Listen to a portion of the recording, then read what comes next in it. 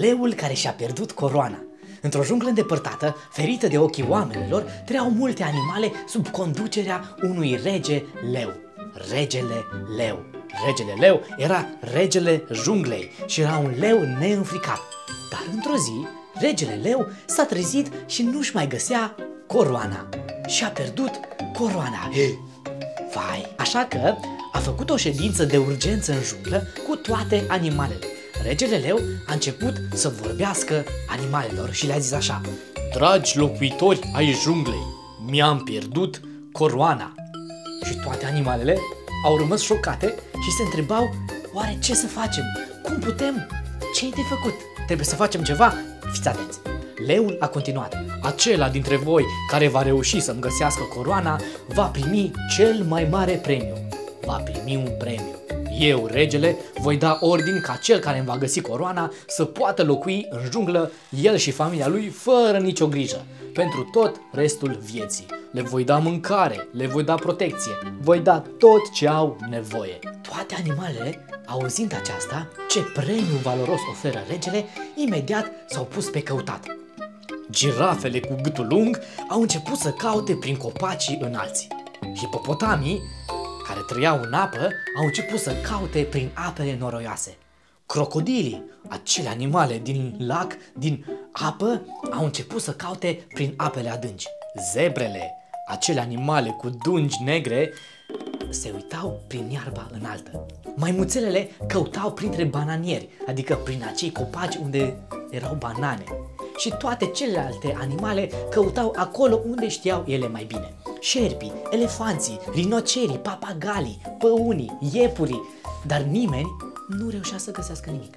Nu au găsit nimic. Oare unde este? Unde este coroana regelui?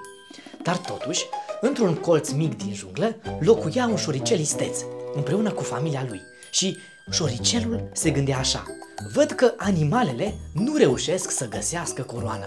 Eu cred că de fapt regele leu nu și-a pierdut coroana. Wow, cum așa? Și șoricelul spunea așa: cel mai probabil coroana încă se află în peștera regelui leu. Doar că leul nu știa lucrul acesta. Oare să fie așa? Hai să vedem. La noapte, pe când regele doarme, mă voi furișa în burlogul lui și voi căuta coroana acolo, a spus șoricelul. Zis și făcut. Noaptea a venit și șoricelul s-a dus în burlogul regelui leu. Îi era foarte frică, dar știa cum să se miște în așa fel încât să nu facă gălăgie. Mergea așa încet, tip, tip, tipa, tipa, tipa, tipa, dar mergea încet. Nu a trecut mult timp și uitându-se sub tronul regelui leu, a văzut în spatele unui picior al tronului coroana. A luat-o cu grijă și fără să facă gălăgie s-a ascuns cu coroana sub niște frunze aproape de bârlog. Când a venit dimineața, șoricelul a ieșit din ascunzătoare și a venit la leu cu coroana. Leul a rămas foarte mirat, că un șoricel așa de mic, un șoricel micuț, a fost în stare să găsească cel mai de preț lucru al regelui. A găsit coroana.